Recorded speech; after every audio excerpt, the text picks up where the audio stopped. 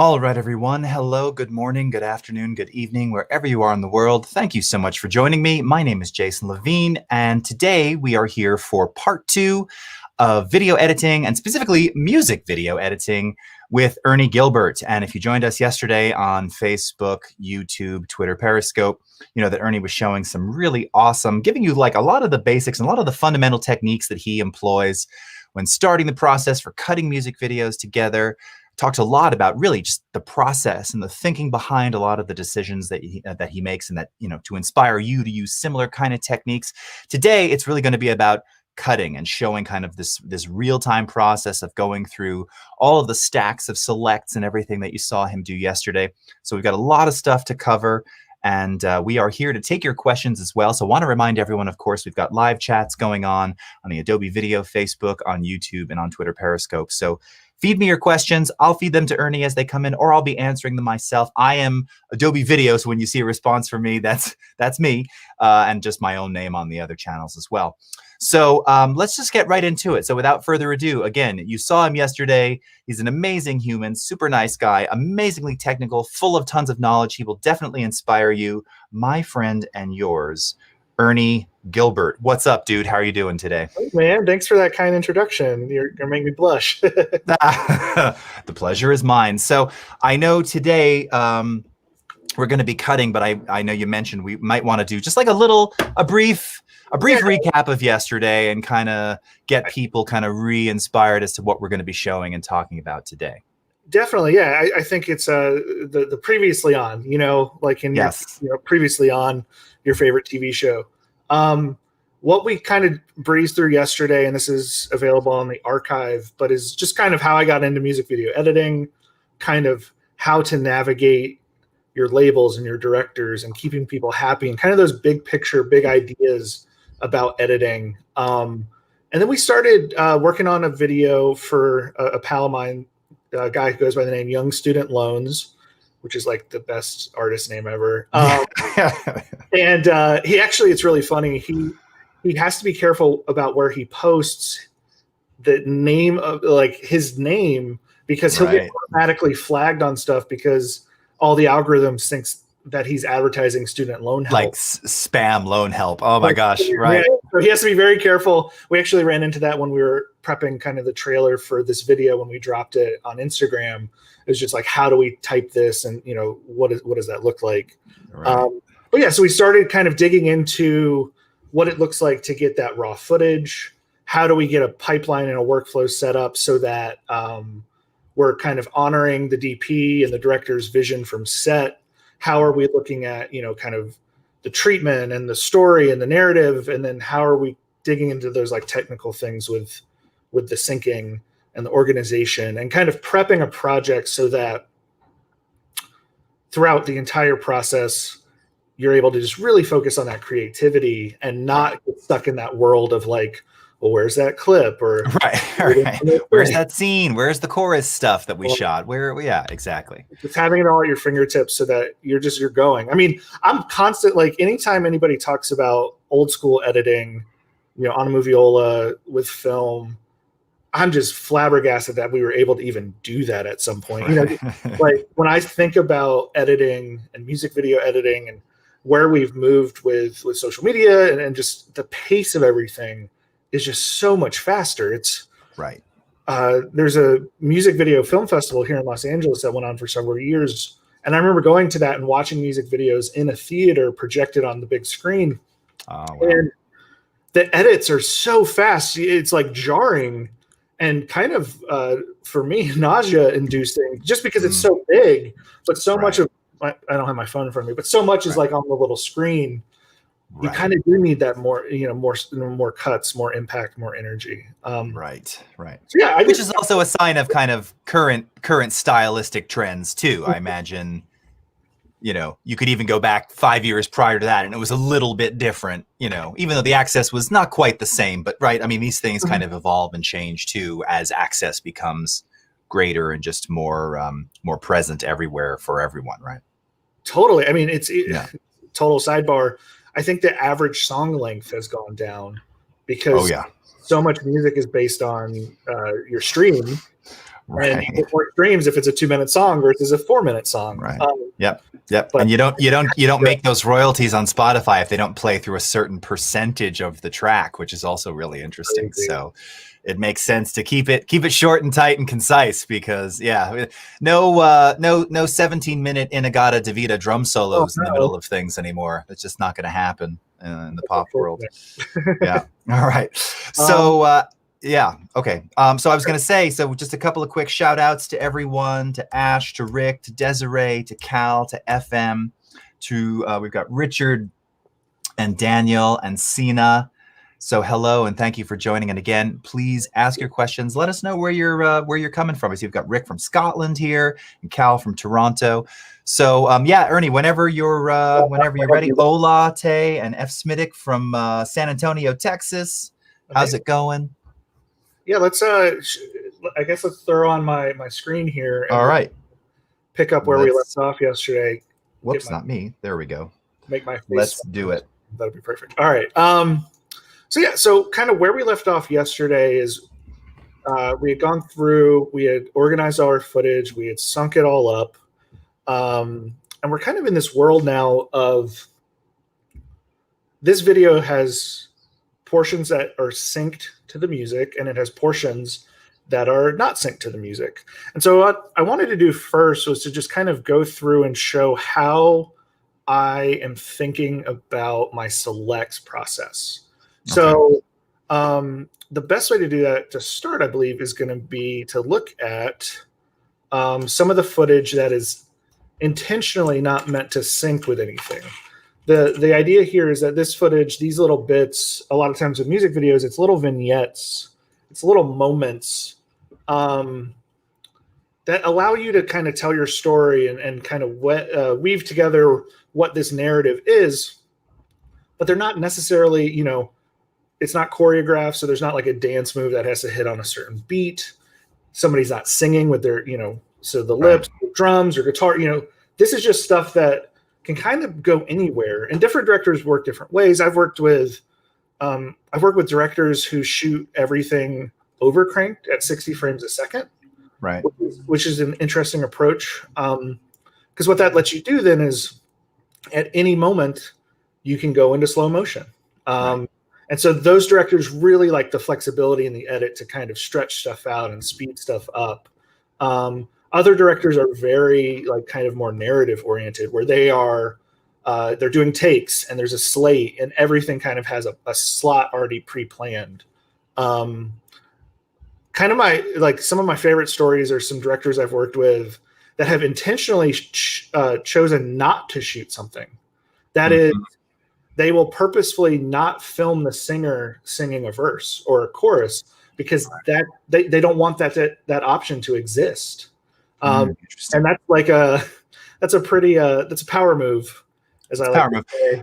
Because then they're relying entirely on all of the story of the B-roll that you're shooting. I mean, they're just trying to create something outside of the they're relying on the B-roll or the narrative.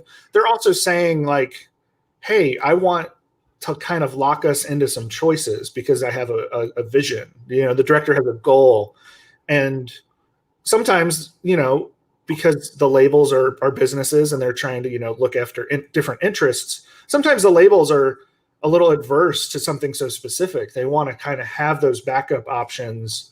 It definitely goes both ways. As an editor, it's your job to kind of navigate that and to try to kind of protect your director, but then you also want to, the client is the client. You want to kind of please those people, make sure that they are happy with what they're getting. That's really half the challenge, is just navigating all the different perspectives, but still coming to a place where you have something that's like awesome and you're proud of it. Right. Right. So this video, this string out that I've titled No Sync is made up of several different moments. I have the benefit, because this is a video I directed, I can kind of tell you our thought process and all of this stuff. Right. This video, this stuff right here, we actually had our gimbal kind of went out of control on us. And so this is just all kind of garbage. So what I like to do in that situation is I will just disable that footage. I'll label it red. I'd leave it there because you never like, you know, maybe I don't need to use, actually, I didn't have to fix my resolution. I'm so sorry. Oh, no, that's okay. I was going to say, you seem to be in higher res today, but it still looks great. It's still coming through nicely. Let me just tweak this really quick and we'll get, okay. So everybody can see a little bit better. I'm just used to, higher resolution. All right. So, you know, every now and then, like, there's a world where I don't think I would use this. You know, maybe you could, like, you know, this is Premiere's effects are kind of, they just make sense for my brain. You know, you click on a clip, you get all these effects. You know, we could scale this up really quick. We could throw it like this so you don't see that light. Like, maybe there is a world where we want kind of an out of focus driving through a neighborhood. I don't know, but right as now, you often do. right now we're doing what I like to call the you know, the director's cut. Right, we're working off of that treatment, that initial plan, and that initial plan didn't really call for out of focus neighborhood shots. So you're gonna throw that away. Like I was saying yesterday, if you're on the stream, in an older video from Young Student Loans, he kind of introduced this character of the milkman, and so he has this hat, custom hat that says milkman on it, and oh, nice. we thought it would be funny and kind of self-referential for him to bring that back into this video. And so in this scene, we shot it from a couple different angles. We shot kind of this high angle, looking down on him, looking at these things. We shot this low angle, looking up at him. Our great director of photography, Eric Bader, had all these fun lights just kind of streaming. And so what I would do if I was gonna make you guys watch the 8-hour version of this, is I would go through these clips, and in every instance of a, you know, the action here is he walks up to the table, he looks at the bottles of milk, he puts on his hat. I would go through each and every single one of these. I would razor blade. I would move up to video track 2. And the reason for that is I want to do my due diligence. As an editor, you know, part of your job is watching all the footage, is knowing where everything is having that kind of memory of, you know, an editor. They talk about how an editor's memory is so important because we become kind of a library. You know, the director and the producers, they remember what they got on set, but they're also remembering how hot it was or how much time it took to get a shot or how the background extra kept messing it up. As an editor, you're just responding to these things in your office, hopefully in a comfortable chair. And you're just coming at it from a totally objective place. And so for me, it's pulling these selects and then having access to them later. So like, here's a fun, I'll make this bigger. He looks at it. He has a moment of thought. He puts the hat on. Good to go. So I'm just we'll call that our select for this video. I like to then disable the non-select so that I can just kind of scrub through this stuff really quickly and just see those things, those pieces that I really reacted to the most. This is the reverse of that, you know, so kind of dolly in with him, look, puts the hat on. So I'm gonna grab that one real quick. You'll notice here, this has a little yellow FX notification on it. And just what that means is we shot this, actually, I was just looking at it because I couldn't remember. That designation lets me know that there's some sort of effect happening here. This clip here with the gray doesn't have that. This shot was actually just shot upside down. Sometimes when the camera's rigged a certain way, it has to be upside down. So I'm able to just apply that. That just kind of lives with this clip now. This data, this 180 degree rotation when we go to online this footage, when we go back to reconnect it to the C200 4K Canon RAW Lite that we shot this on, that data stays with this clip. And so even though we'll be working then in a 4K timeline to prep for our vendors, our color, if we have VFX, that data still lives there. We'll know what that needs to be. It'll make our online process nice and smooth. So those are those two shots. What else? I'm reminding myself. So this was a take we did. Oh, there's me and our crew, and this was all shot last October, November. So pre-COVID, when we could all be on set together. Right. I think it was my last set I was on.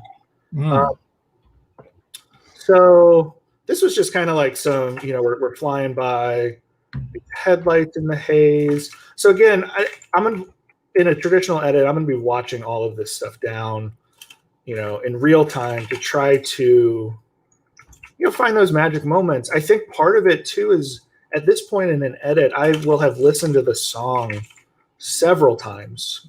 Right. So I already kind of know what the beat of the song is, what the vibe of the song is. And you start to pick up on that's probably like, this song's kind of slow. That moment, that's probably not going to work. So I'm not going to pull that. Right. Right.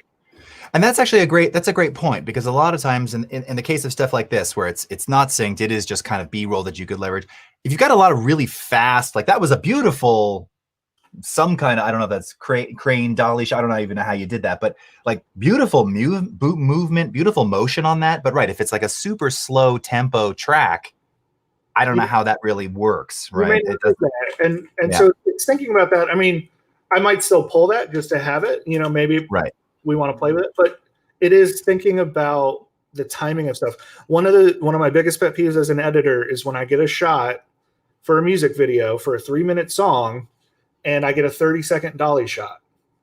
I can never use that unless the plan is for us to sit on one shot for a fifth of whatever percentage of your video. Of the video, like This Is America, right? I know you talked about that a little yesterday. Like that's such an uncommon occurrence, right? Where you have that, where it's like kind of that one shot for a very long period of time.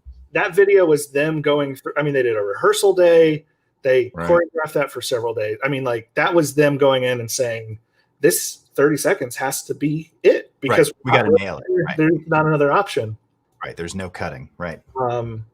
Although there is a stitch in that video where we combined 2 edits or 2 takes because Donald liked his performance in the first half of one take and the second half of another. Oh, nice. So there's an invisible stitch in there that I think I've said where it is, but if you find it. Ooh. Okay. Oh, now I'm gonna have to go back and watch it too. Like see if I can see where it is. This I'm just going to keep plowing through this real quick, just so we have some options for our palette. So this is like he's looking into the monitor. We had like this jib arm thing, dolly. We're kind of moving around.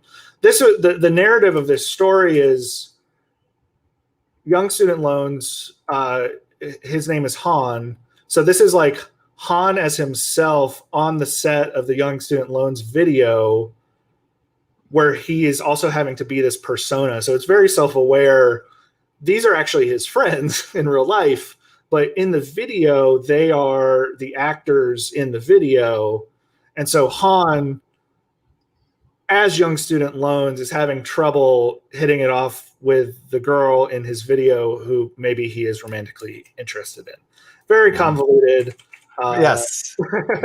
deep stuff.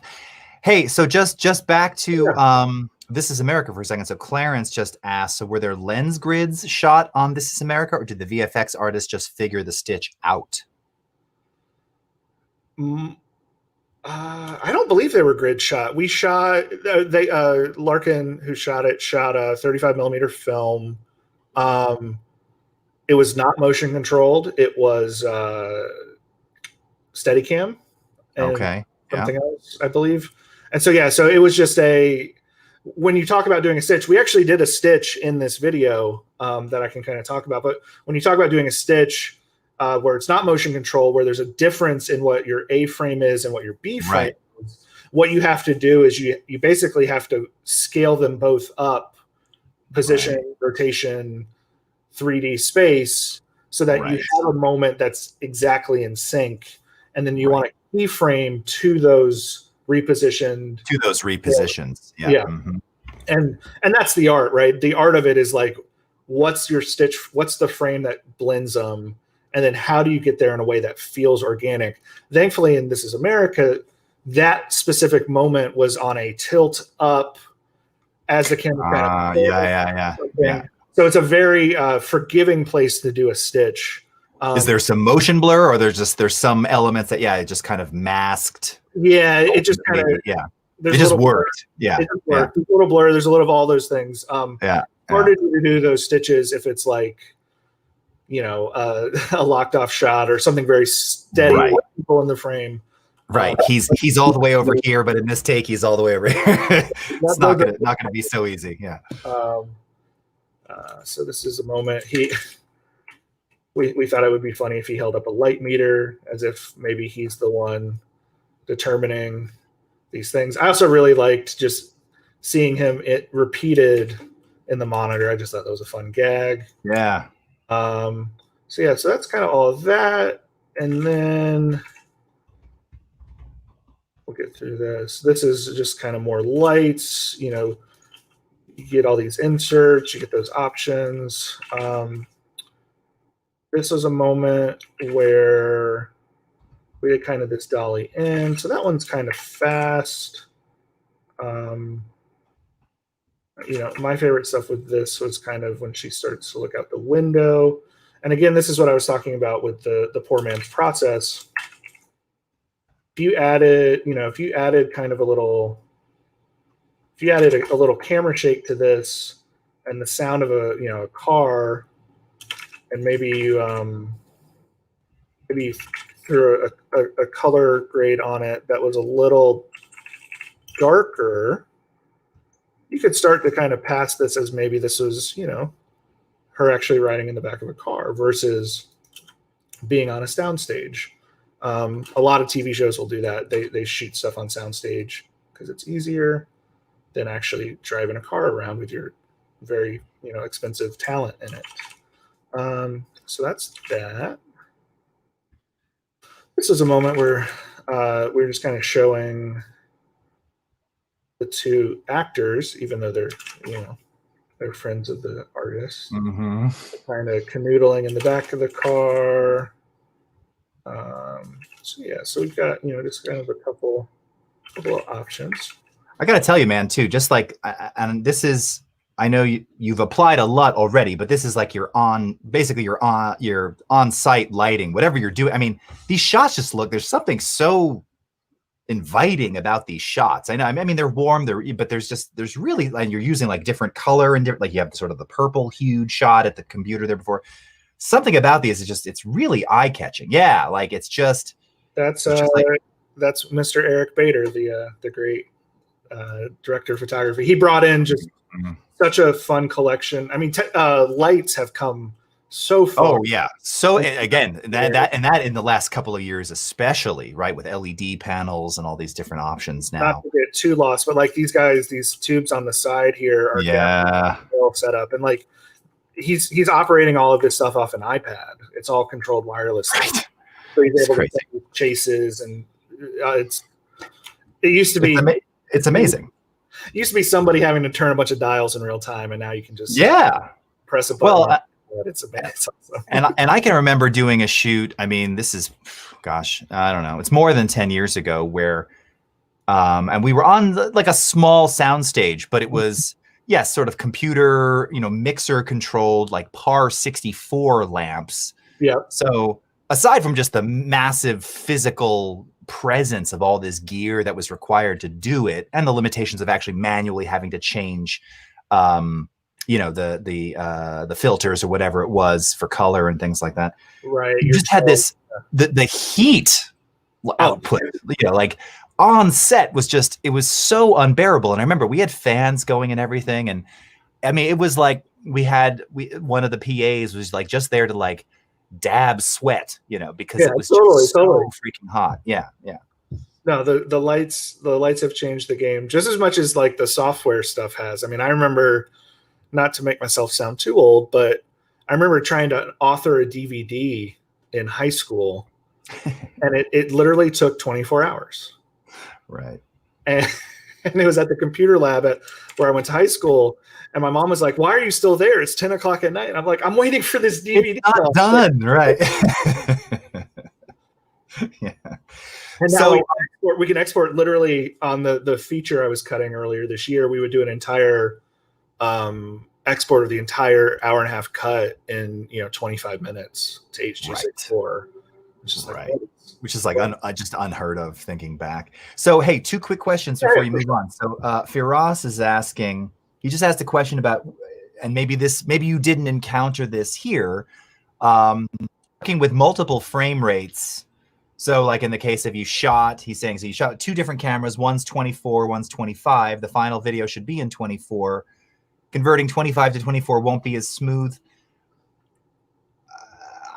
I mean, I work with multiple frame rates a lot because, again, a lot of the stuff that I get is typically a combo of mirrorless DSLR, sometimes a C flavor of Canon, and then iPhones. You've got these mixed frame rates. I would say to that, we do a much better job these days in terms of the frame rate conversion, to the point where, yes, if you're looking for these things, you might see them, you may notice, but I don't know what your experience with that is as of late. I don't think it's as obvious or as detrimental as it once was. Yeah, I haven't run into that too often. I will say that like I literally can't remember last time I cut something 29.97. Yeah. Oh yeah. No. That's been a long time. And again, the only reason I ever encounter that is because the iPhone default, I think, is still 29.97 or 30. Yeah, somebody doesn't. Yeah, which is great if you're like cutting in Pro Tools, you know. I mean, audio really is the only one that still uses a standard 30, and no one uses that in audio anyway. So yeah, definitely in the music video world, the DPs are pretty adamant about 24 frame time based. Right. I mean, the C200 is a fun little thing because in Canon Raw Light it does true 24 and not 23.76. Not 23976. Right. Yep. So like I did a documentary pilot last year that was C200 B cam, Alexa A cam, and we just ran the Alexa at true 24, so it matched. But even if we hadn't, there might be some slip. But I mean, there's enough edits usually in a music video that you're like, if you need to nudge something a frame or two, it's not a problem. And then even then, like you're probably nudging things a frame or two anyway because performance is not all perfect. Your artists, even the best artist in the world, the best musician in the world is not a robot. So they're having their own stuff on set on day. Maybe they forget a line, they forget a moment. Or maybe their timing is just off, or there's the delay from what they're hearing out of the loudspeaker on set to how it gets captured. Right. There's all these little slip and slide necessities. And that's the other thing too. Now, I don't know if you often go into like the audio time units where you can now move it subframe in Premiere, but yeah, I mean, kind of speaks directly to that, right? Where if you do find yourself needing to slip, show audio time units. Yeah, exactly. But you can. You can go in like super minutia. We do a lot of in the commercial world, because music is very fluid. They're trying to clear a song, they're trying to license something, a composer's coming in, maybe it's a stock audio track that needs to be tweaked for an edit. We do a lot of music edits in the commercial world where it's going to the audio time units, we're pulling out like this little chunk to loop it so we get an extra 10 seconds here, and then the hit happens here. That's definitely a thing you run into. Not so much in music videos, just because the music is the product. They don't usually like to tweak it or change it too much. Was that the only question, or was there any That's the one I wanted to bring up, because we had a couple questions about that. And yes, C and Julian is saying 30 to 24 is still obvious if you don't slow it to 80%. I think it depends, right? I mean, and in a lot of cases, I guess one question too. I mean, if you're now, of course, you talked yesterday about doing kind of offlines, but transcoding in general. Would you recommend in scenarios like that to convert things ahead of time, or just leave them at their native frame rates? I generally prefer to leave things at the native frame rate, and then I will go into, like, we didn't shoot anything 60 on this one, but I will go in and Premiere and interpret. Yeah, I was gonna say do the interpret footage. Yeah. A standard frame rate and do it that way. If the camera doesn't bake it in, if you overcrank on an Alexa, it just is going to bake it in no matter what. It's going to do it to the time base of the camera. So most of the time, the time base is set to 24. They'll overcrank to say 60 or 48 or whatever it is, and then that footage just comes in natively playback in slow motion. In that case, like I was saying earlier, there's a couple directors I've worked with who'd like to shoot everything at 48 or 60 so they have flexibility. Right. It's really important then that I know from set what they were shooting at, because what I'll do is I'll then go in and speed these clips up. Right. And so they'll play back in real time, and then at any moment, if I will go back down to the slow motion, to the overcrank, I can. Yep, you can. Yep, makes total sense. Cool. Well, if you remember from yesterday, this beautiful little setup of different clips, basically, we're going to kind of do the same thing we did in the no sync sequence, but a little bit different this time, just because I don't want to make you guys watch through 44 different options. But basically, what I'll do is when I get a song, the first thing I do is actually I listen to the song and I try to find this might be a hair too low.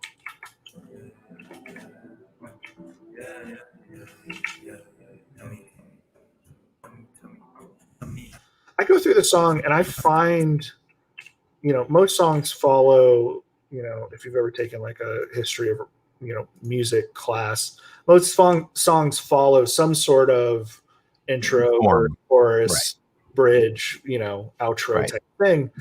Standard song forms. Yeah. Standard song form. So what I like to do is I like to listen to the track down.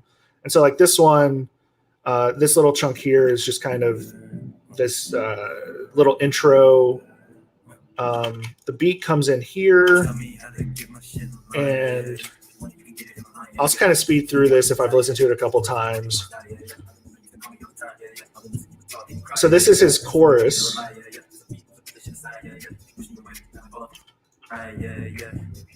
And then this is where kind of the first verse starts.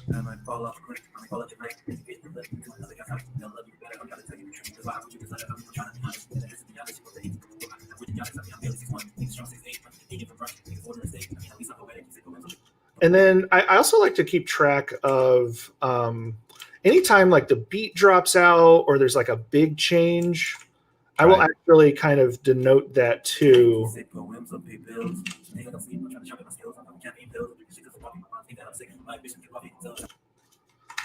And so then we're back at a chorus. And each song is different. So like there's no kind of rule to this, but I'll show you why I'm doing this as soon as we get through it.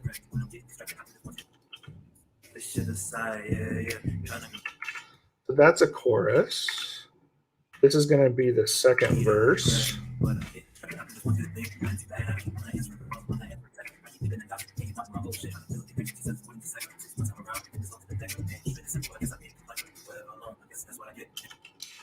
And then we're kind of back into a chorus, but this is kind of transitioning into a bridge. He's got this sample in here, and then we're back to a real chorus. So I'm going to actually call this a bridge. What I'm doing here is I'm just kind of splitting out similar things. Mm-hmm. Now, is this an opportunity where you might also do you color code sections of the song, or do you mark it in any way? I mean, I see you're kind of stacking, but do you do anything pretty, like you have a standard flow for this? This is my outro. Yeah, so what I'll do here is I will now color code these. I just kind of walk down the different names. There's really no rhyme or reason to it. I just want similar things to be the same color. So now what I can do is I can put all my music back in place, and I can look at it and I can see, okay, this is my intro, this is my outro, this is the bridge, these are the verses, these are the choruses. This is kind of a chorus going into bridge. And so what this lets me do is at any point I can just kind of visually know where the changes are in the song. You know, I like to say that, or I'd like to think that, like, anytime I'm making a big edit, change. So like if we're going from one performance setup to another performance setup, if we're introducing a new character or a new location, you know, you want these things to kind of land on the song. Right. A video I just did is fresh in my mind. There's this gag of an item causes like a freeze in time and everybody's frozen. You want those things to land as much as you can on changes in the song, because it inherently brings clarity to it, right? If a big moment narratively is landing in the middle of a verse, it doesn't accentuate it. And so you can't always do this, but I'd like to try to do it. The other thing I'll do that's in a similar vein is if I know there are different sections, different locations or different whatever in my story, I also like to take my text tool and let's just say this is like, yeah.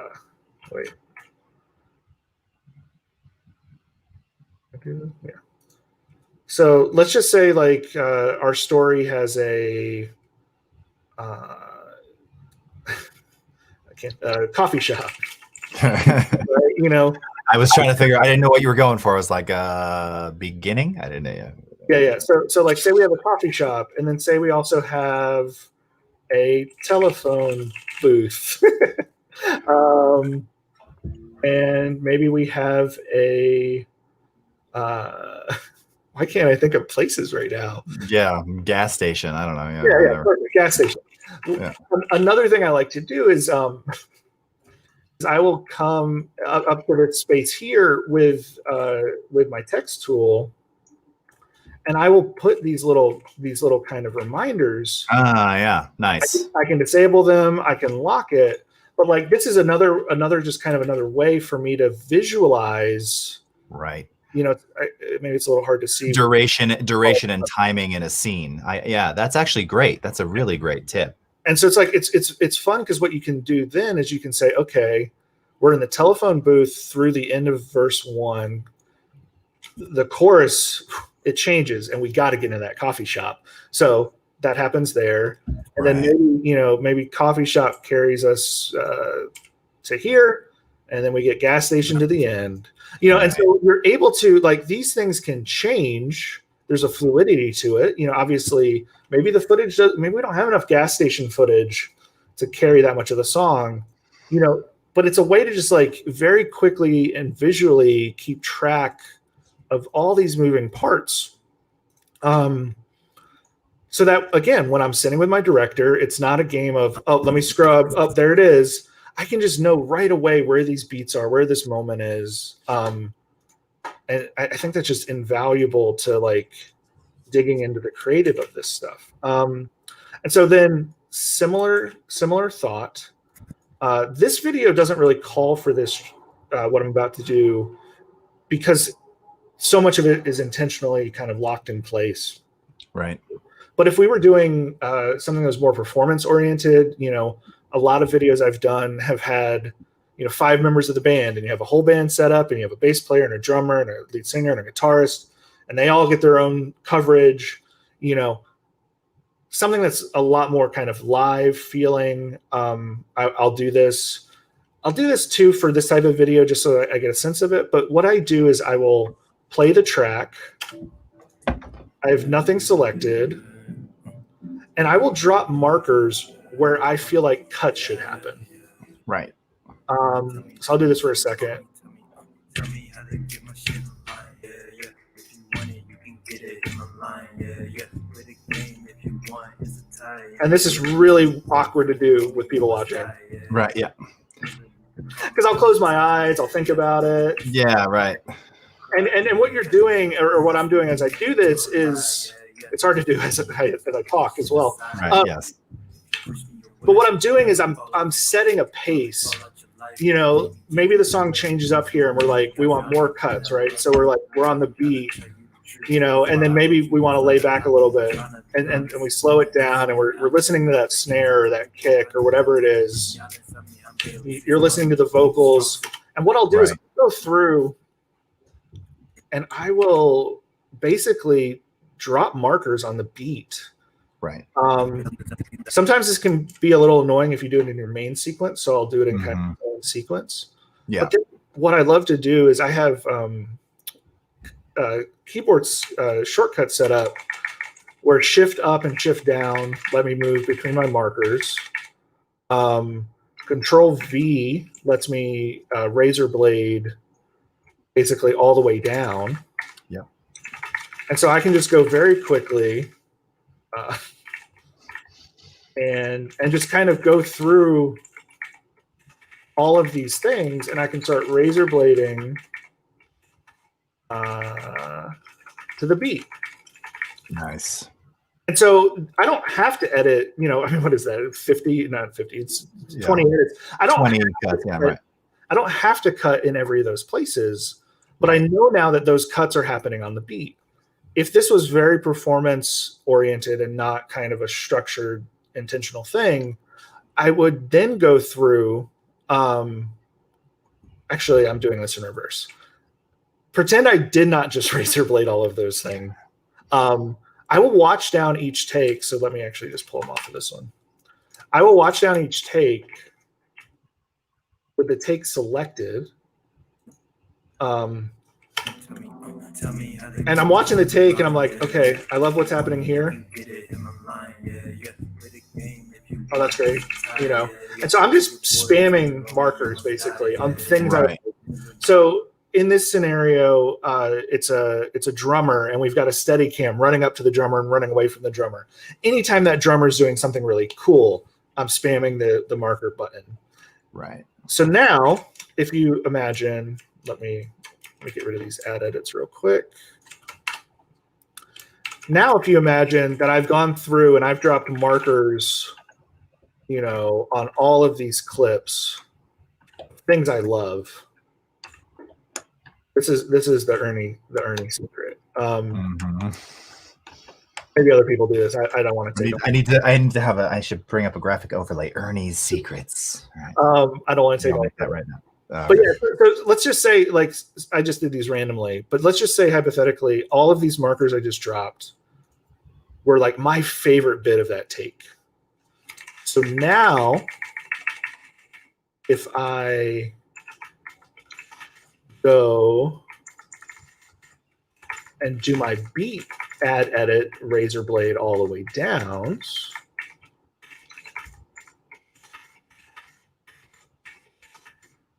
somebody yesterday asked, like, how do you start an edit? This is how I do it. I moneyball it.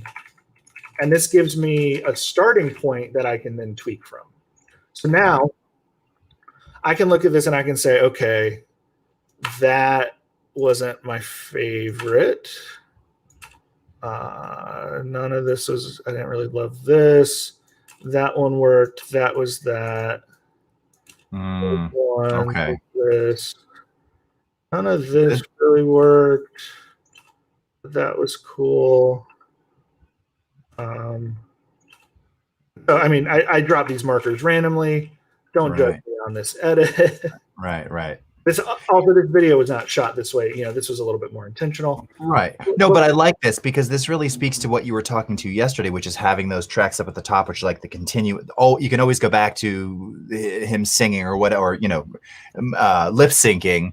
And then you got all these cuts in between. And I love just the concept of kind of going, yeah, these don't work, taking them out, making kind of, they're destructive, but non-destructive decisions. You can always bring it back. Yeah, this is very, very importantly, make another sequence. So Right. much of what's great about this is you can have multiple sequences. You can have a pass that you do this, where you get your Right. selects, you get your favorite things, and it's all in one place.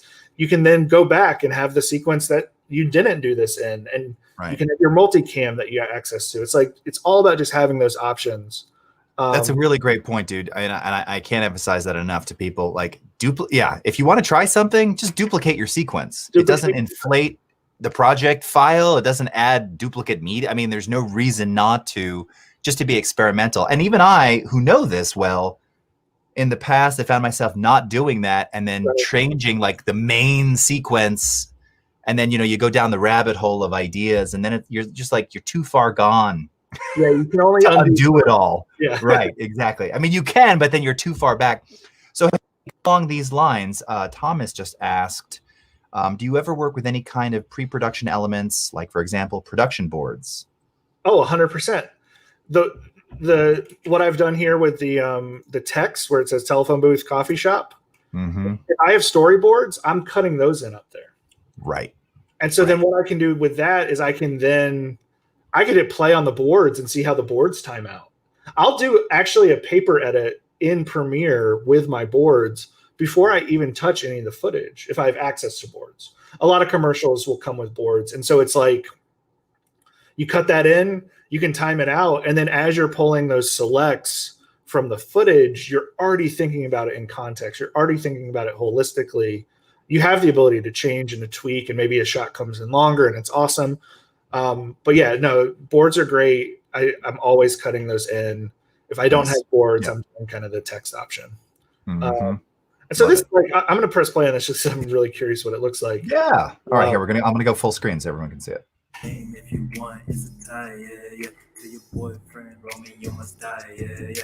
I remember you used to call me all the time, yeah. I would listen, you would talk and you cry, yeah. No, it hurts when you hear me tell a lie, yeah. Just a reboot, so put that shit aside, yeah. If you push me away.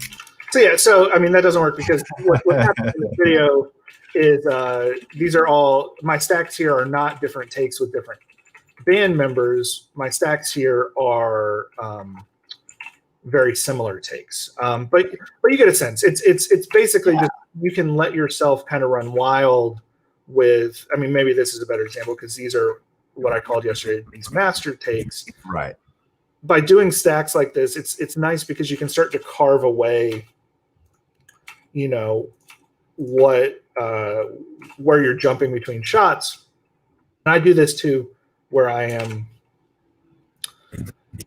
this is my third take, this bottom one's my first take, this is second. You're trying stuff where you peel back and you're always cutting the beat, because I've done these beat markers. Right. Play the game if you want, it's a tie, yeah. To your boyfriend, Romeo must die, yeah. I remember you used to call me all the time. So yeah, so that's kind of another way you can just. It's all about just getting kind of some garbage in your timeline that you can then react to and tweak and change. I always need like compare and contrast. I would much rather have a bad edit that I make better than stare at no edit at all. That's just how my brain works. Everybody's a little bit different. So yeah, so I guess let's just we'll look at clear these markers out real quick. Should set up a hotkey for this. By the way, we're getting a lot of comments in the various chats that just that tip about duplicating sequences. A couple people here saying I never really did that because I was afraid it would inflate my project size significantly, and someone else is saying I always thought it would duplicate media. Yeah, no, I mean, there may have been a period in time where maybe we did do that in Premiere many moons ago, but that was the first thing I learned as an assistant editor in reality television was like, before I touched any editor's project or sequence, I would duplicate. Right. Duplicate. Yep. The worst thing in the world is to get into somebody's sequence, mess something up, and not be able to revert back. Not be able to go back. Yeah, exactly. Okay, so deleted those markers. So yeah, so I'm just going to kind of start peeling this away. This, so the move here, we did two of these. Camera's kind of floating. We rotate. We get Han, we get young student loans, driving, and then we've got we know that we're going to have this beat hit right here. And so the treatment, the concept here was we introduce real driving car mount footage, and then we transition inside to reveal that we're actually on a soundstage. Right. Which is kind of funny, or at least it's funny to me, because it's like, well, we had the car mount. Why didn't we just shoot the whole thing in the car? For all the reasons you discussed yesterday, though, right? Yeah. Well, it's also, I mean, to me, it's kind of a wink and a nod at kind of how we do all these things. So, I had 2 takes of that. Let's just go with the second take. That's kind of there's a general rule in editing. The later takes are generally, they figured out the camera, actor figured out performance. It's not always the case. I've worked on some shows and some projects where like take 2 is the best, because by the time, your actor gets to take 6, maybe they're not as into it. It just depends. That's part of the dance. But for today, we're going to kind of just look at these later takes and kind of assume that that's kind of what was working the best. So we start in the car, we rotate, and then by the time we're kind of in. Tell me how to get my shit in line. So for me, I'm constantly, as I'm working through an edit, what I love about editing is just nothing is locked in place. This is why I don't think I could ever be an editor on actual film, because the thought of like changing an edit and then having to reprint something just sounds terrible. Right. But to me, it's just a constant tweaking and massaging. So like, let's say we're going to use this take. The next shot was a close-up, dolly out to reveal kind of our set. And if I just kind of flip these on and off, you can kind of see that the same action is happening. So this is something we were trying to nail on the day. You can see, though, that the timing's a little different, right? Like where the camera, how far out the camera is changed a little each time. And so this is part of the editing process. Is you would want to watch through all of these takes. You're thinking about the artist's performance. You're thinking about the camera. Like if a take has a bump in the camera where it, I don't remember which one it was. I do remember we hit this light that our guy was spinning. We hit this light with the jib at one point. You don't want to use that take, right? So at this point, all of this stuff is synced. It's all saved in another sequence. I can start like deleting stuff out, and it's okay because I can always reference back. So in this case, let's just say hypothetically, all of these takes are bad. Performance is bad, focus is bad, whatever, right? And maybe we've just got these 4 now. So that just makes it a whole lot easier to start, you can start looking at this and saying, okay, I know this piece. I like the move, and I like the performance. Tell me how to get my shit in line, yeah. If you want it, you can get it in my line, yeah. Okay. Maybe I don't want to sit on this shot. Like the camera in this shot starts to move around here. Yeah. So I'll drop an ad edit, and like I can start to like kind of compare these things. So like in this shot, the camera starts to move there. In this shot, the camera's moving significantly earlier. This one's kind of in the middle. So what I can start to do now is I can start to say, okay, I know in one of these shots, I want to be cutting to this as the camera's starting to move. Right. I'm going to feel better. And so what I can do is I can play this back. I can say, I'll just do it this way from here.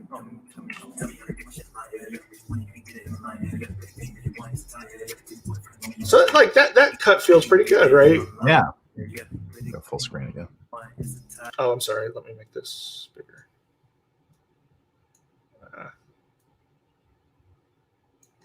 So yeah, so that feels pretty cool. Maybe we want to be out of the practical driving sooner. So like this take, like I was showing, kind of offered a cut point that was a little bit sooner. My shit online, yeah. If you want it, you can get it in my line, yeah. Play the game if you want. So that's pretty cool. Yeah. I'm not mad about that. So, you know, again, just because we're flying through this, let's choose that one.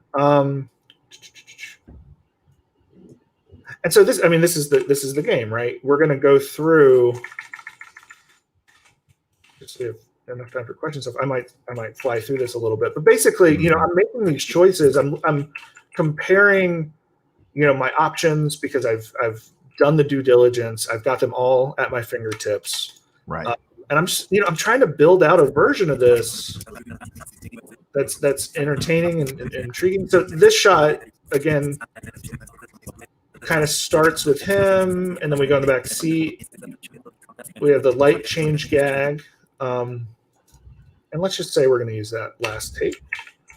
Yeah, that feels. And so again, you know, this shot, how far out do we want to go? We did the action on set where we had this person come in and hand some water bottles, but maybe that shot's dead by then. You know, maybe it really just needs to go to here before that person comes in.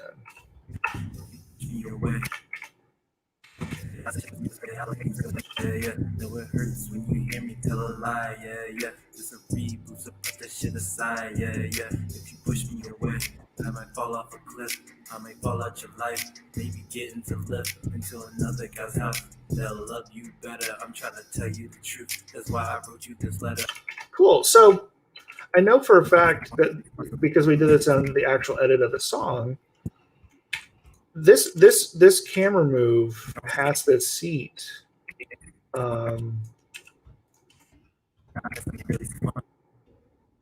kind of slows things down a little bit, right? Because maybe we want to get into a space a little bit quicker.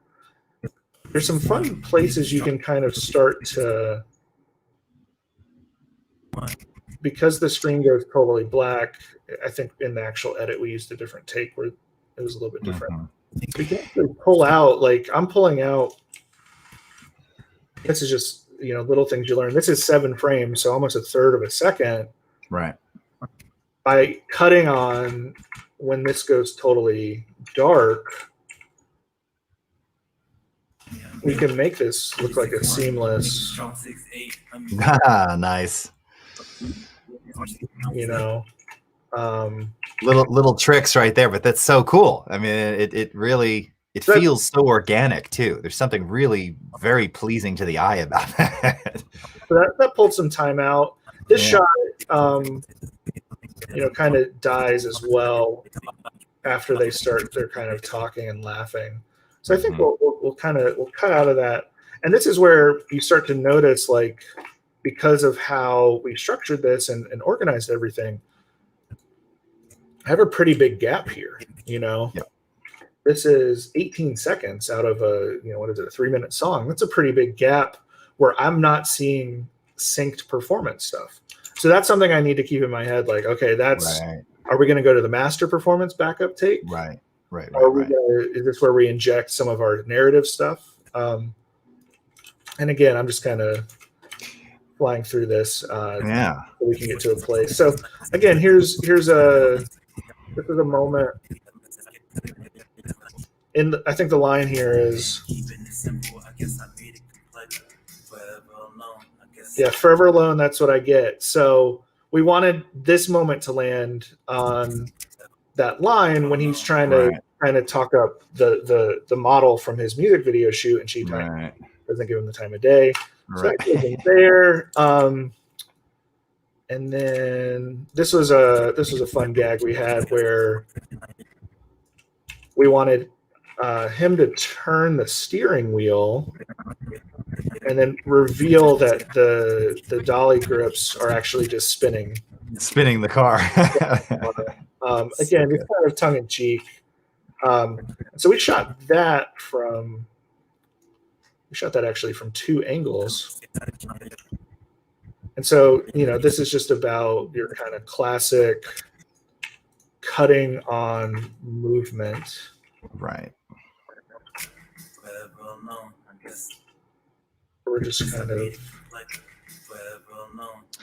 Hey, so while you're doing that, just a quick question from DPK on something I get asked a lot too, and I'm sure your answer is the same. But so when you're laying down your markers on the beat, so the question is, should we start it exactly on the beat or 1 to 2 frames before or after? And of course, there's always a little bit of latency. Depends on your system, sound device, how you're playing out.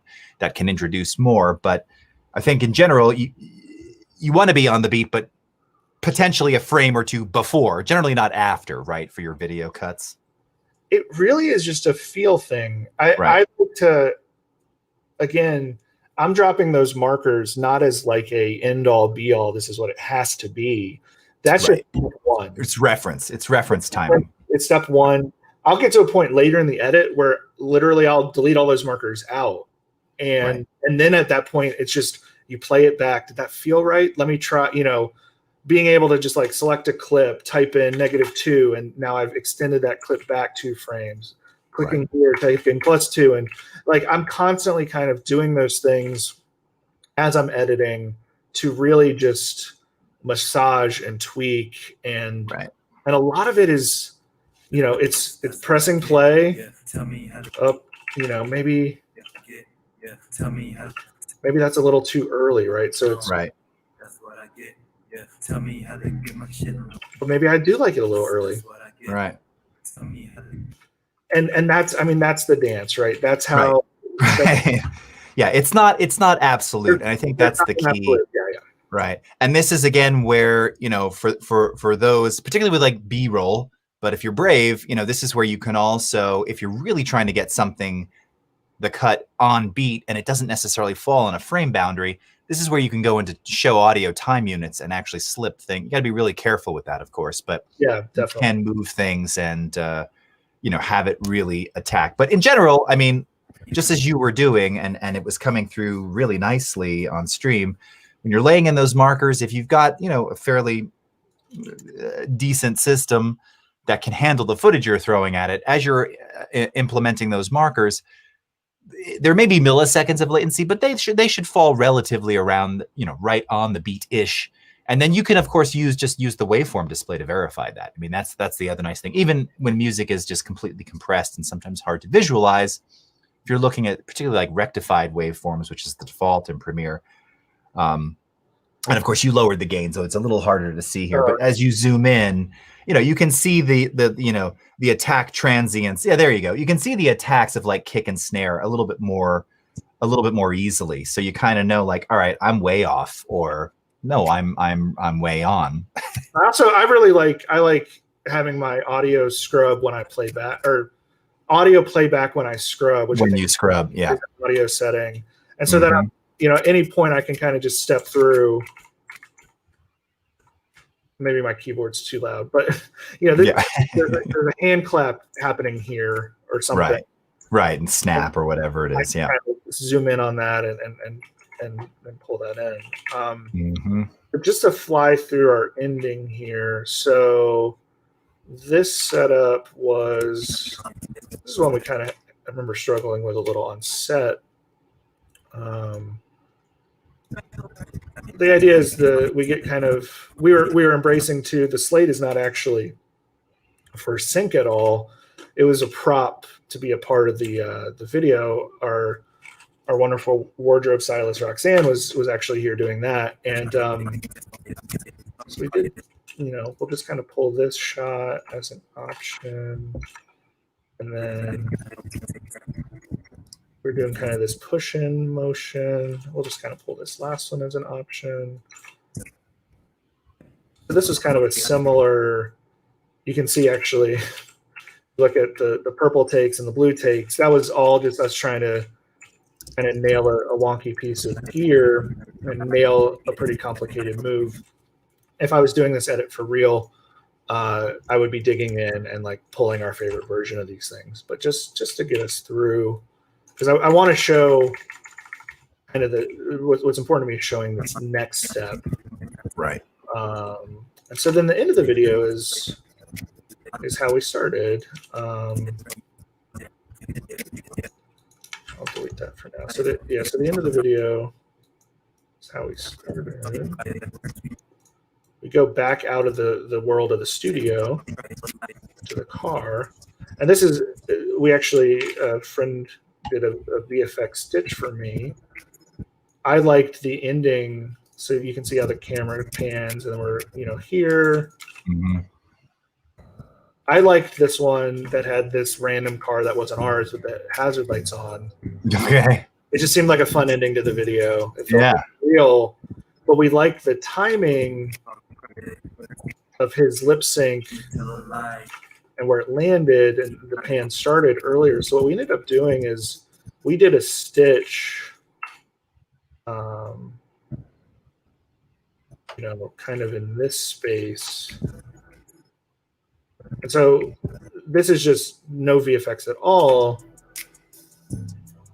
because things are similar enough. This is what I was talking about with the This Is America video.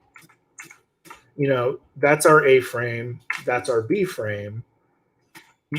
Your VFX artist would want to go in here and kind of, smooth out and make it feel like, we're not getting this bump, we're, maybe this is actually a little bit later.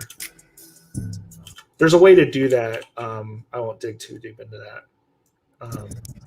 And you can stitch two things together. So, this is fastest edit I've ever done. Right. I'm not even a full edit, right? We have two pretty glaring gaps. Still some holes. So here's another question for you though, because I actually like this, and this is more about, again, your process, but how you're bringing things down, you're cleaning it up.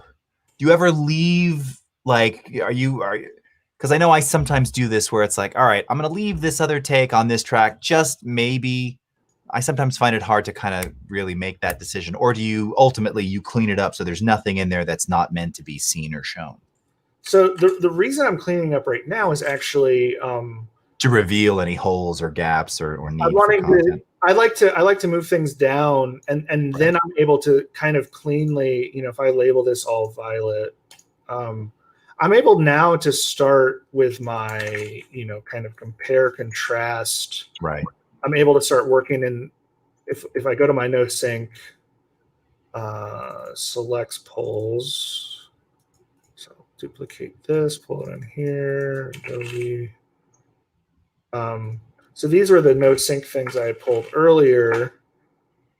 We can use our fun close gap command. And so these were all those selects I had pulled earlier, right, of them in the back, her, the lights, him at the monitor, the hat, So what I like to do now is I'll take all of these, and this video is a little bit more kind of random. If this was something that was more linear, something that had a start, beginning, middle, end, we're going from point A to point B, I would have those in order. But what I like to do now is I can just kind of take this, I can move this stuff over the top. This moment I have, or let's see. So like I pulled 2 moments of her in the car. What I can start doing is I can say to myself, maybe before we see her in the back seat with this other character, maybe we want to introduce her earlier.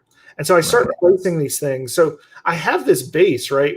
If you think about it logically, I've gone through and I've said, these are the pieces of footage that have to live where they live. Right. They're stuck to the track. It's somebody lip syncing, it's performance. I take those pieces and I find my favorite of them. Not only do I find my favorite, but I cut them to the beat.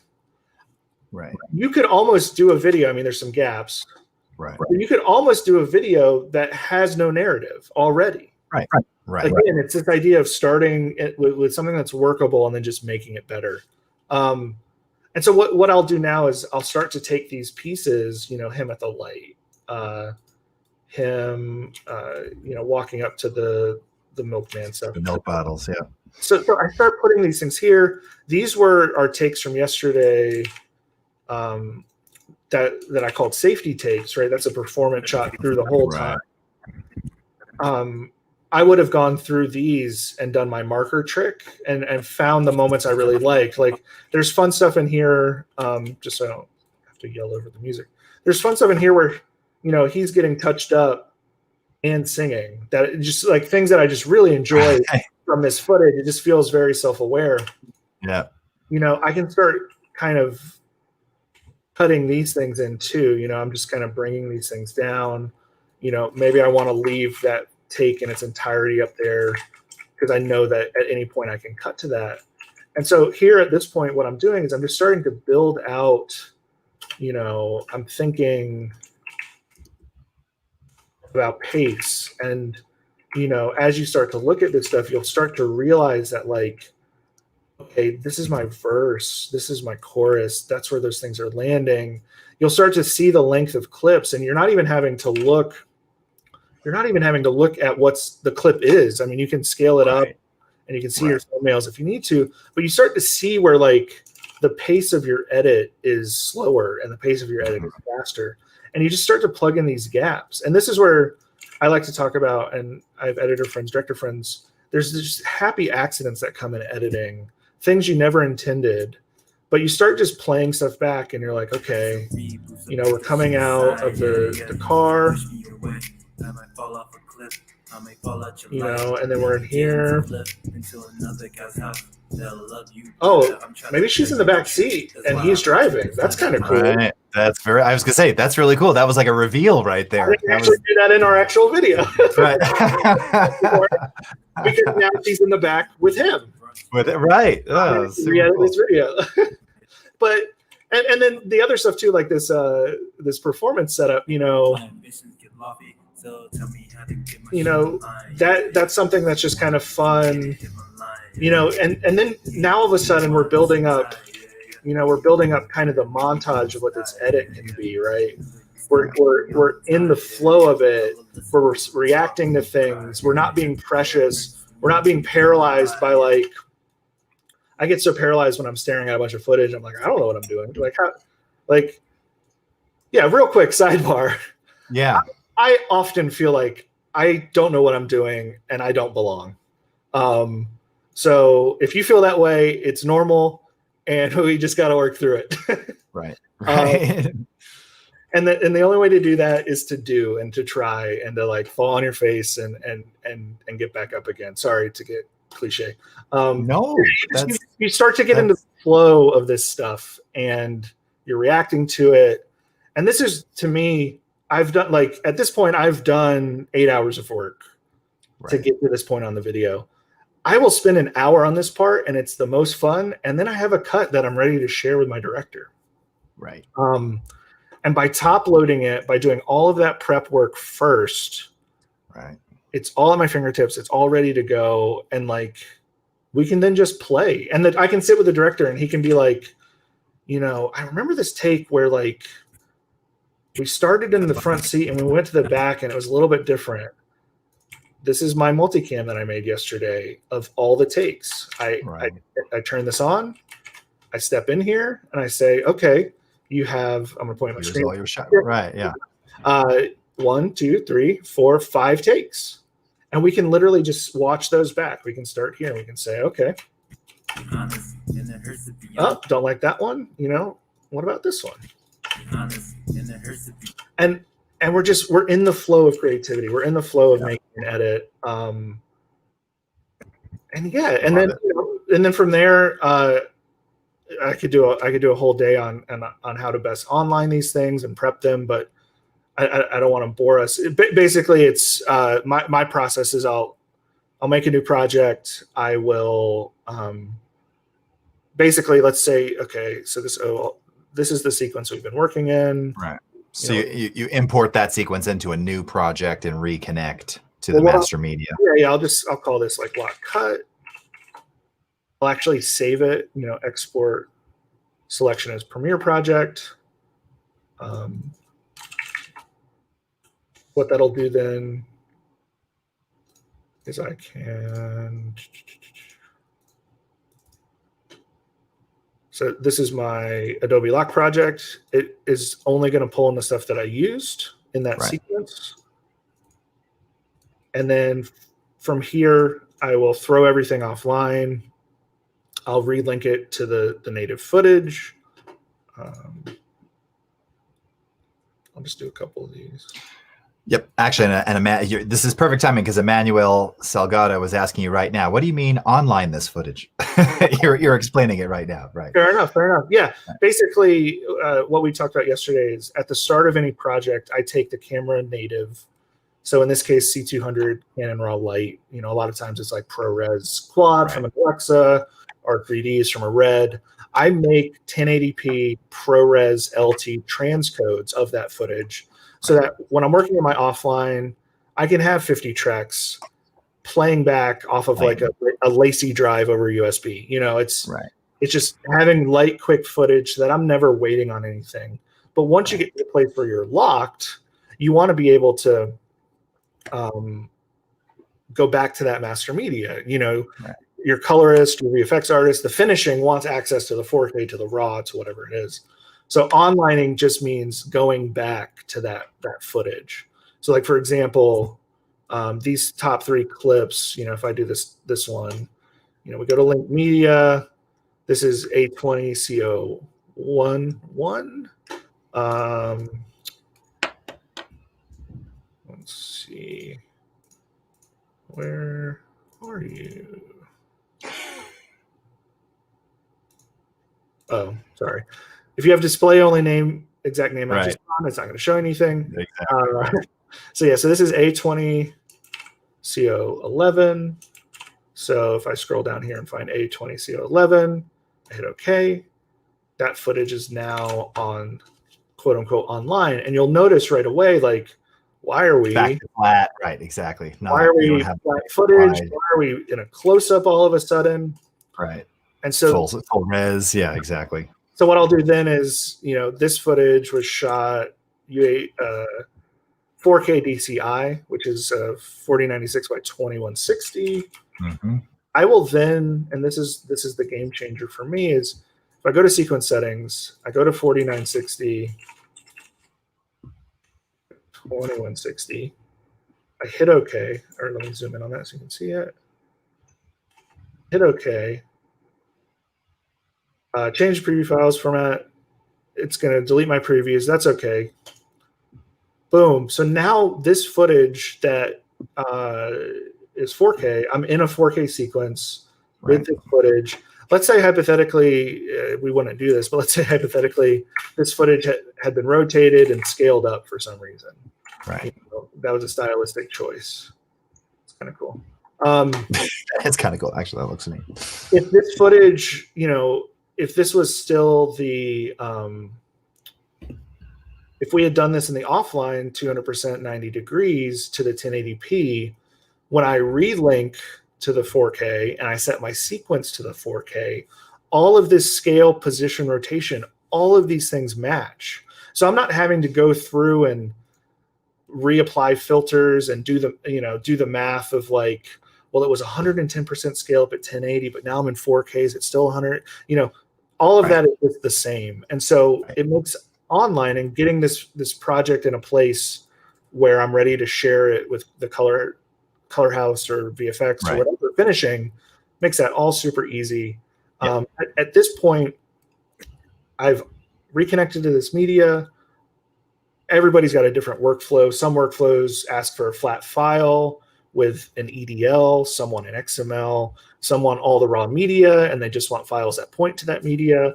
That's a whole other discussion. But basically, I'm able then to, in Premiere, I could prep for color, and then I can round trip it back into Premiere, and I can do all my finishing in Premiere. We can make our final file. We actually, on the This Is America video, we're up against a very hard deadline. I actually drove down to Culver City to the color house and sat and waited for them to spit out the colored footage. And then on my laptop, Relinked. Hit export and upload it from there.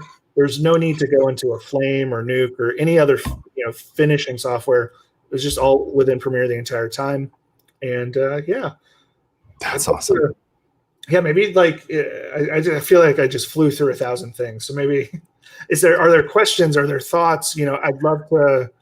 I want to talk about that thing we talked about, Jason, but I'd love to kind of dig into any technical questions before I do that. Yeah, here I'm looking to see if there's any ones that I haven't. Okay. Okay, these are some like random QE type questions. I don't know if these are necessarily relative. So here's one about when I'm trying to move some of my tracks forward in the timeline. Sometimes it messes up some of my audio positioning. Any idea what might be the cause of some of the audio track to lose its original position?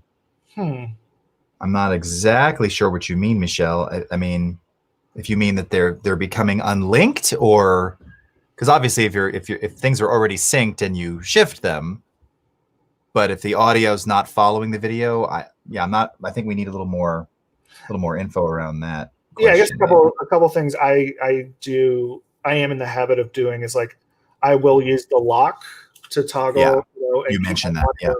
Audio in place for that specific reason. I imagine you have to be careful though. As you're, this, where is it? Like this shot, this big pull out we did. If I do start to nudge this over here, well, now that's not in sync anymore. Right. His lips aren't in sync anymore. Yeah. And so to me, that's maybe it's a forced habit I've learned over the years of just always, as I'm dragging things around, I want to point at the screen, but you guys can't see that. Right. I'm very cognizant, if you can see here, of this time code readout that says +00, or I'm however many frames. Right. Exactly. I'm kind of always cognizant, making sure that if I'm moving something up or down, I'm on the +0. It's not changing. A thing that helps with that is in your keyboard shortcuts, there's a nudge option that I have set up to command up or down, and I'm able to just kind of push these things up or down, and there's no risk of them moving left or right. No slipping in time. Right. Exactly. So here's a great one. Actually, I was going to ask you about this because this is something that I'm always curious when people do use it. Do you use the project manager for so you're done with this video now. We're going to take it off the Lacy drive and archive it. Do you use project manager to clean things up, or do you kind of just your own project, the way you began it, it's organized enough with all the master 1080 copies that you just leave it as is? I generally leave it as is. On Atlanta, we would use Project Manager to prep some of our turnovers. Okay. Just to probably minimize the content that wasn't used, so it's easier to transfer. Not have to transfer as many things. Same with Baskets. Baskets was red, and you're not able to. Trying to remember, this has been several years, so I don't want to misquote anything, but it was a situation where we had like a master storage on location that we were working of, and then we needed to send over to color just trimmed files, and so Project Manager was great for that. We were able to kind of let Adobe collect those things, put it all in one place for us. What I like about my setup for music videos is oftentimes production will give me a Lacy rugged hard drive. It can all live in that place. I will often save to my own storage my project file and that offline media I make. Right. So at any point, if somebody, not that this has ever happened, but at any point, if somebody called me up and was like, we need to re-edit that video from a year ago, we could. You could. Nice. But I find that just like setting things up properly at the start just saves all those headaches down the road. It makes it so that you don't even have to go there if you don't need to. So this is again another one kind of specific around different types of audio workflows, but do you have any specific workflow for audio track sound editing when adding sound design? I don't know how much sound design you bring into music videos. We do quite a bit. People, directors and musicians, everybody's trying to find an edge and find a new way to kind of reinvent this stuff. So there's a lot of videos that call for sound design. My biggest thing with that is as I'm not a big, I'm not a sound expert, but what I really like is this Essential Sound panel. So what essential sound, the way I use it is, let's say hypothetically, I wish I had a sound effect for you. Let's say hypothetically, so, we have our song here. Let me turn the gain up on that just a hair. So, we've got this audio. Let's say this was somebody, the music on Atlanta, we would do this a lot. Let's say the music is actually coming through a window, right? Or it's from outside, or, it's coming from a television. What the Essential Sound panel lets you do is you can select a clip, you can give it a tag. If I zoom in, so you can give it a tag: dialogue, music, sound effects, ambience. And under each of these tags are different types of filters. So let's pretend it's dialogue. You've got a box of presets. If you've ever used like Adobe Lightroom, it's very similar. It's just simple, straightforward. You start at the top, you work your way down. Like, let's say we want the song to sound like it's coming from a telephone. You click that. You'll see here on the effects controls that it's automatically throwing on like a dynamics processing, a graphic equalizer. It's throwing on these things for you. You don't actually have to step in here if you don't want to. Right. Kind of use these tools. And so what's great about this is, like, if I just hit play right away. Tell me how to get my shit online. Yeah. Right. You can already telephone on that, right? You already hear it from a telephone. If we want to make it distant. Tell me how to get. That's going to make it distant over an intercom. I actually use this on a Jordan spot where we had Travis Scott coming from a PA, and in the room I was able to just one button press. Tell me how to get. Make it sound like it's over nice. Out of an intercom. That's cool. You just have these fun, loudness, I believe, is some sort of it tries to level out the loudness, the repair, the clarity. You have EQ, which is your equalizer. This gets even more deep in, intercom, old radio, that public radio sound.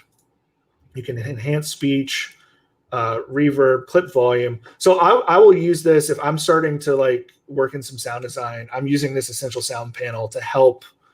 A lot of times on music videos, we don't have the budget or the time for a true sound design pass. Right. I'm trying to maybe I've got a stock library sound effect of a police siren going by. And so can I make it sound a little bit more in the world?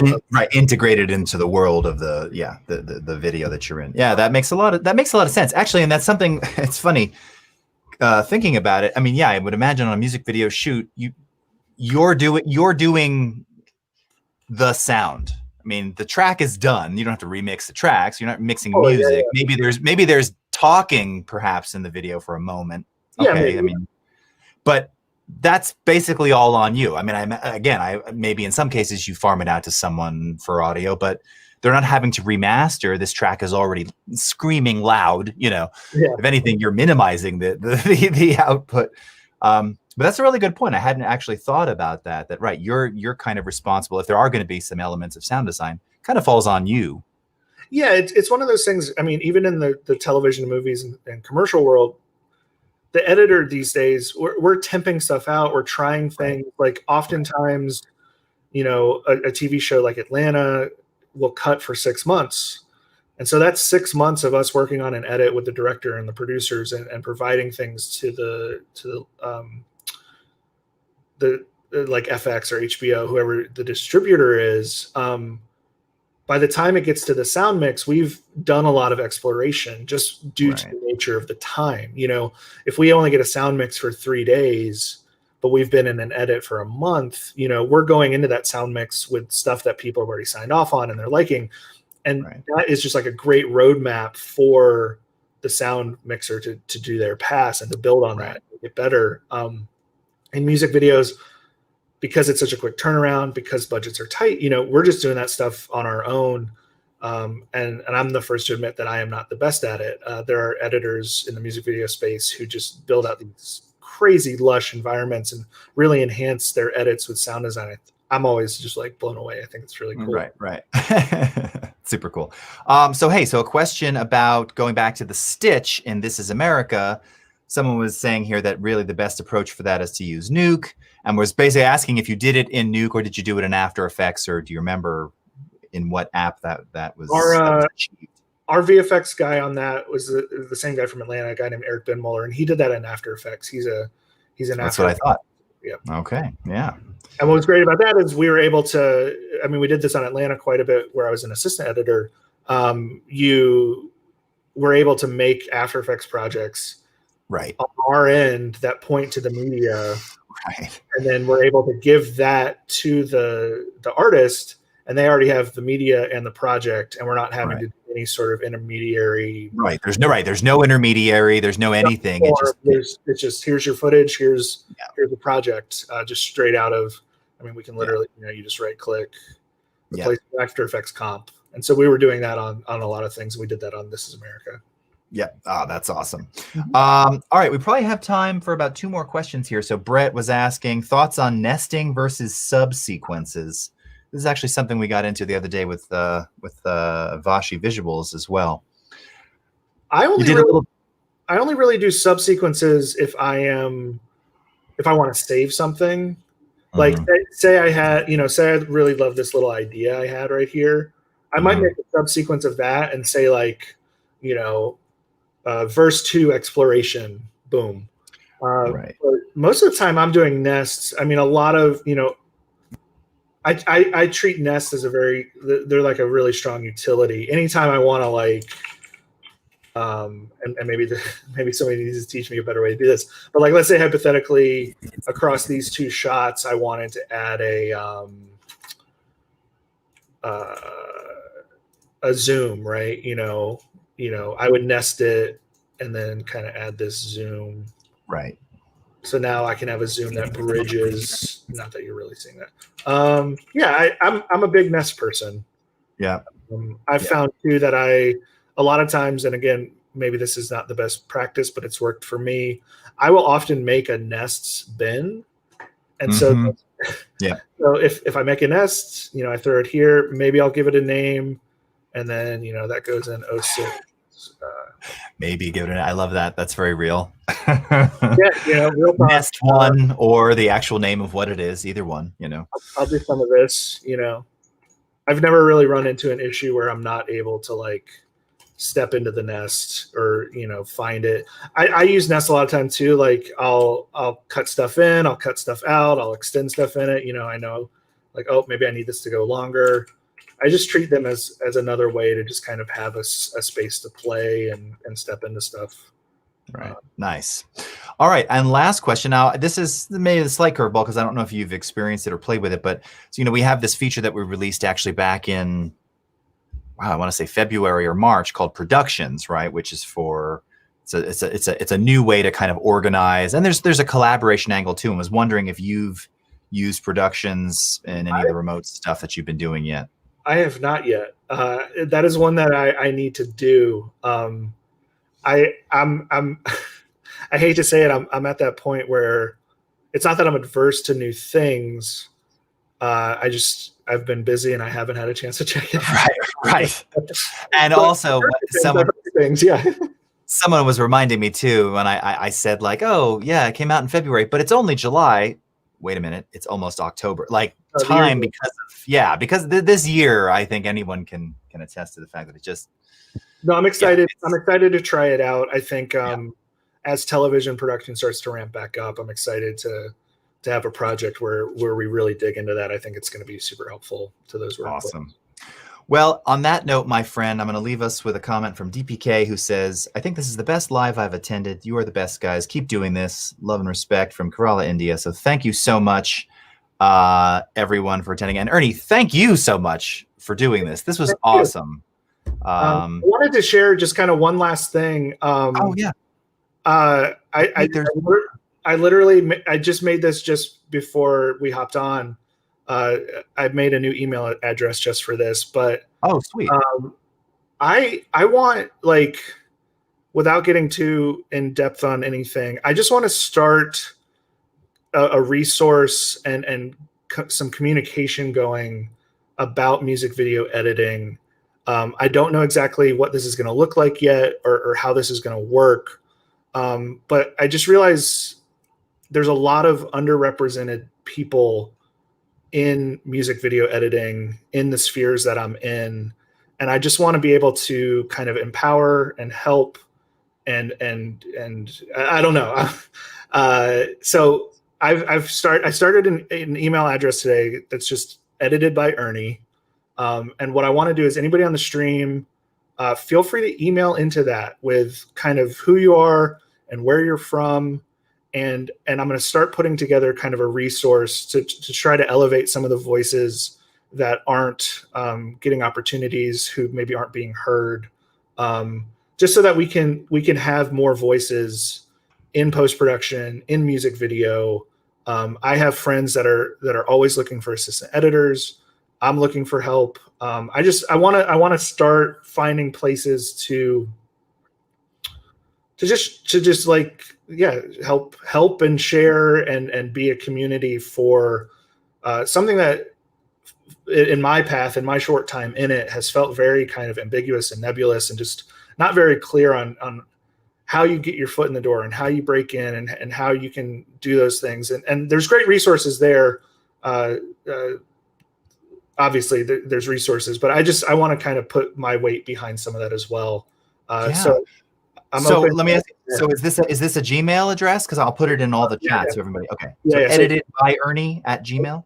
Edited by Ernie at gmail.com. If you send your stuff, I'm going to send out kind of an email blast in the next couple weeks to whoever sends in and just start the conversation on how we can kind of get some new voices and some voices that maybe haven't been heard into this space. Because it's easy to I think it's easy to put your head down in the sand and to realize and to be like, oh, I don't have much to contribute, or what could I actually do? And it's like, no, we actually have ways to do that.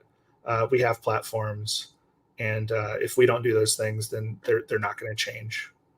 And yeah, I don't know. I want to contribute, so that's where I'm at, and I hope people email in. Dude, I love this, and I have no doubt they were actually they were asking at Gmail. So yes, all right, it's got into all the chats. So edited by Ernie at gmail.com. Be sure to do that. Again, thank you so much to everyone for tuning in today and yesterday. You'll be able to catch all the replays, of course, on Adobe Video, Facebook, Twitter, Periscope, and my YouTube channel, Jason Levine Video. So until next time, I won't have a masterclass tomorrow, taking a bit of streaming day off, but be back on the masterclass next Friday, 10:30 Pacific time. And so until then, have a great rest of your morning, afternoon, evening, wherever you are in the world, and we'll see you again next time. Take care, everybody, and thanks again, Ernie. Thanks so much, everybody. Have a good day. All right.